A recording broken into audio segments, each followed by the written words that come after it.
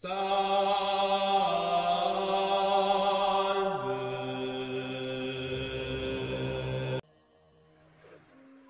ba, Kanuli? Ibig mo sabihin, sa tuwing natatapat ka sa mga aswang na sabungero, may digmaan ding nagaganap? Sagot ni Katonyo kay Nuli. Oo, Katonyo. Kadalasan sa mga laban namin, nagkakaroon ng kumbate kontra sa panig ng mga aswang. Sagot naman ni Nuli. Makalipas ang mga minuto, nagpasya na nga ang pangkat ni Nuli na lumapit na sa mga taong may bitbit na mga manok. Habang naglalakad sila, dahil sa mga manok na dala nila Nuli, maraming mga sabungerong nagkakainteresado sa mga manok nilang dala. Mang Lucas, kursunada mo ba ang mga manok ng mga ito? Wika ng isang lalaki na maraming piklat sa mga kamay at binti nito. Maya-maya pa, nasipat ni Nuling may ibinulong ito sa kanilang mga kasama. At matapos nun, humarap na ito sa kanila habang inilapag ang kanilang pambato. Pare, pakilagay nga ng panabong mo. Mukhang tayo ang magkakatapat lang ah. Tingnan mo, mas matanda yung sayo kaysa sa akin. Wika ng lalaki kay Nuli. Si Nuli naman noon, maiging kinilatis ang manok ng lalaki. Dahil pansin niyang malaki ito kumpara sa kanyang pambato.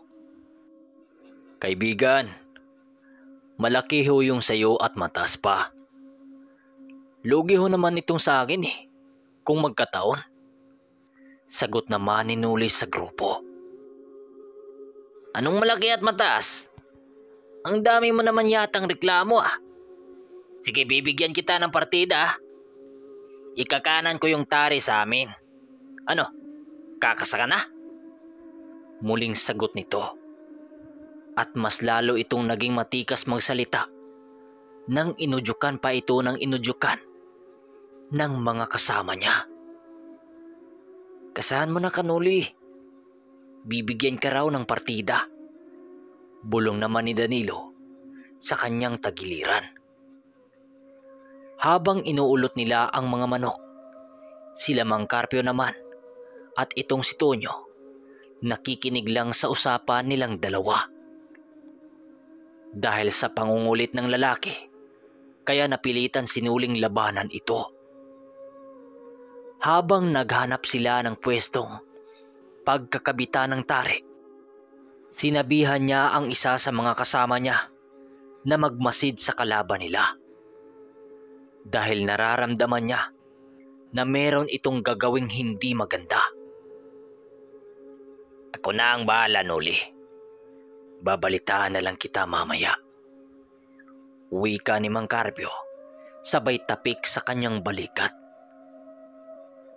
Matapos niyang ikabit ang tari, nag-abang na nga sila doon sa ruweda upang bantayan yung makalaban nila. Nung masipat nilang pumasok na ito, agad naman silang pumasok sa loob. Habang nasa loob si Nuli at Guyo, may ibinulong si Mang Carpio sa kanya ukol sa mga kalaban nila. Ayon dito, gumagamit ng lason ang kalaban nila sa pamamagitan ng palatay. Sa hindi nakakaalam ng palatay, ito ay isang uri ng dasal na ibinubulong lamang sa isang sandata. Kadalasan sa gumagamit ng mga ganito ay yung mga batikang manlalason na kayang humarap sa mga aswang. Sa pagkakataong ito, ginamitan ng lason ang gamit na tari ng kalaban nila. Nang malaman ito ni Nuli, imbis lalabanan niya ito ng maginoo, biglang nagbago ang kanyang isipan. Kaya pala nagpupumilit. May alam pala sa panlalason ha? Sige, titingnan natin. Wika niya sa kanyang sarili. At nagdasal lang siya ng isang salita na pangkabal sa kanyang manok. Matapos niya itong isalin, inihip niya ito sa kanyang manok at tinapik. Nang pagharapin sila ng koyme, agad naman silang pumagitna. Hindi nagpapahalatang alam ni Nuli ang itinatago ng mga ito upang makita nila ang magiging reaksyon ng mga yon. Patawa-tawa lang noon ang grupong nakalaban nila habang kumakaway-kaway sa mga nakapusta sa mga manok nito. Paglapag nila ng kanyang pambato, agad-agad itong sinugod ng kalabang manok. Nagsisigawan ang mga tao noon dahil akala nila patay na ang manok ni Nuli. 3 atake kasi ang nakumpleto nito at lahat ng yun ay tumama. Yung kalaban nila noon, halos hindi mamayaw sa kakasigaw at inaasar-asar pa sila. Pero nagulat sila dahil nang pagtayo ng pambato ni Nuli, walang ni isang sugat ang tinatamo nito. Isang ganti lang ang ginawa nito.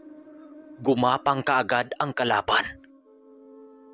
Sa sandaling ito, napatigil sa ginagawa ang mga kalaban nila. Dahil ang iniidolo nilang manok, pagapang-gapang nasa lupa dahil sa tinamo nitong tama sa bandang singit nito. Ilang saglit pa, idiniklarang panalo ang manok nila Nuli. Habang nakangiting hawak ni Nuli ang panabong niya, yung kalaban nila noon, galit na galit itong ibinagsak ang bayna ng tari sa lupang kinatatayuan nito at dumura pa habang nakatitig sa kanya. Habang papalabas sila ng ruweda, may ibinulong sa kanya ang kaibigan niyang si Guyo. "Kanuli, mukhang hindi nagustuhan ng mga yun ang pagkatalo nila." Nang marinig ito ni Nuli, ang sagot lang naman niya dito ay, "Hindi naman tayo ang nagpupumilit, di ba? Pero mag-ingat-ingat tayo dahil may alam sa panlalaso ng mga yan." Sagot niya. Habang naglalakad sila papunta sa kinaroroonan ng mga kasama nila, bigla silang natigilan sa paglalakad nang makasalubong nila ang lalaking nakalaban nila. Masama ang titig nito sa kanila na para bang kumakatay ng tao. "Hindi pa tayo tapos. Nakatsamba lang kayo. Kaya huwag kayong mag-gastang malakas na ang mga karga ninyo. Isa pang laban kung gusto ninyong matahimik ang inyong mga buhay." Nang marinig ito ni Nuli, sumagot naman siya ng, "Walang problema, kaibigan. Kahit saan pa tayo maglaban, haharapin ka namin ng walang pag-alinlangan." Wika niya sabay talikod sa lalaki. Pagdating niya sa mga kasama niya, inilahad niya kay Mang Carpio ang mga nangyayari. "Manong, humingi pa ng isang laban ang nakaharap namin. Sa ayaw at sa gusto natin, haharap daw tayo sa kanya. Nagbanta pa ito na kung hindi kami sumunod, magkakaroon daw ng malaking hidwaan ang pangkat natin sa grupo nila." "Anong sa tingin mo dito, Mano?"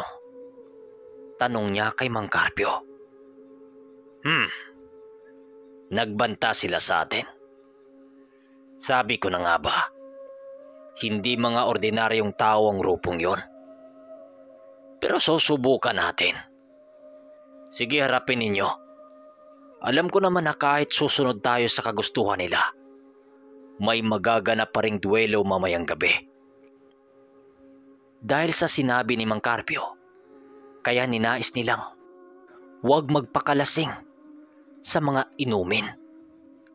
Dahil paniniguradong magkakaroon ng kumbate pagsapit ng gabi. Makalipas ang mga minuto, may dalawang lalaking pupunta sa kanilang kinaroroonan. Ayon sa mga ito, inutusan sila ng grupong nakalaban nila. Ayon sa mga ito, naisasagawa na ang pangalawa nilang laban. Kaya kaagad naghanda si Nuli upang dalhin ang tandang na itatapat niya. Silang apat lang noon ang nagpakita sa grupo upang iulot ang dala nilang manok. Ang kasama nila noon, si Danilo at Tonyo at si Guyo. Pagdating nila sa lugar kung saan naroon ang grupo, nakita nilang nasa 7 ang bilang ng mga ito. 3 sa mga ito ay mga matatanda at 4 na mga mabagsik ang pangangatawan. Ikaw pala ang sinasabing malakas ko, no? Ang agimat na karga. Nakakaya mo raw kontrahin ang mga sandata nitong mga batahan ko. Sabihin mo, isa ka bang antingero? O nagpapanggap lang na may alam sa lihim na karunungan? Wika ng matanda na nakatayo sa kanyang harapan. Wala kaming rason para sabihin sa inyo kung ano kami. Isa kaming maginoong mananabong lamang na lumaban ng patas. Dahil humingi kayo ng pangalawang laban, kaya pinagbigyan namin kayo. Sagot ni Nuli. Matapang ka. Sige, tingnan natin kung makakaya mo pa bang tumayo ng tuwid yang mga tuhod mo. Wika ng matanda na para bang nananakot. Base sa ora ng grupo, 3 ang gabunan sa mga ito at 4 na malalakas na mga aswang ang napabilang dito. Habang naglalakad sila pabalik sa kinaroroonan nila Mang Carpio, napatanong si Tonyo sa kanya ng, Kanuli, ganito ba palagi ang nagaganap sa tuwing may nakakaharap kayo na hindi mga ordinaryong sabungero? Kaya pala palagi kayong ginugulo sa manukan nyo? Wika nito. Oo, Katonyo. Kahit itanong mo pa sa mga ito, totoo ang lahat ng mga yan. Kung walang sabong, walang bumisitang mga aswang. May pagkakataon pa ngang may mga hukluban kaming nakaharap na siyang nagbibigay sa amin ng kilabot. Ayon kay Manong Duming kasi, hanggat dala ko ang bertot sa mga ganitong bagay, hindi malabong matunugan ako ng mga nilalang ng panig ng kaliwa. Nang marinig ni Tonyo ang mga sinabi niya, doon ito nalaman ang kaganapan sa buhay ni Nuli bilang sabungero. Makalipas ang mga minuto, nakarating na nga sila sa kinaroroonan kung saan nag-aantay si Mang Carpio. Matapos mailahad ni Nuli ang mga binabanggit ng matandang nakausap nila, doon napagtanto ni Mang Carpio na isang pangkat ng mga aswang ang kanilang nakakasagupa. Dahil sa pumayag sila sa kagustuhang mangyari sa nasabing grupo, kaya kahit labag sa loob ni Nuli, ipinagpatuloy pa rin nila ang ganong pangyayari. Hanggang sa muling naganap ang laban ng pangalawang manok ni Nuli. Pero kahit ganun kalakas ang mga nakalaban nila, nagawa pa ring matalo ni Nuli ang grupo na yon. Habang nasa labas sila ng sabungan, nasipat ni Danilo nakatitig sa kanilang pangkat ang grupo ng mga kalaban nila. Naanimoy minamarkahan sila isa-isa. ng mga yon. Binaliwala lang naman ito ni Nuli dahil ang pakay nila sa lugar, mailaban lang ang 3 mga manok nila. Sa pangatlong laban nila, wala namang kakaibang nangyayari dahil mga ordinaryong sabungero lang ang nakalaban nila. Nagawa namang nanalo ang panghuli nilang pambato, pero kalaunan, namatay din ito sa labas ng sabungan. Matapos nilang manalo ng 3 sunod-sunod, nag-iinuman sila noon ng tuba sa isang tindahan. Nasa alas 5 na yun ng hapon nang makaramdam sila ng mga palipad hangin sa paligid. Hindi ito nanggagaling sa mga nilalang sa kanan at nanggaling ito sa masasamang kapangyarihan. Talagang mapapalaban tayo mamaya. Dito pa lang hinahamon na tayo. Ano pa kaya kung nasa dana tayo, no? Uwi ka ni Mang Carpio habang bitbit ang baso ng tuba habang nagmamasid. Okay, hanggang dito na muna ang ating kwento. Pabang sa susunod na yugto ng ating kwento, maraming salamat. Hanggang sa muli.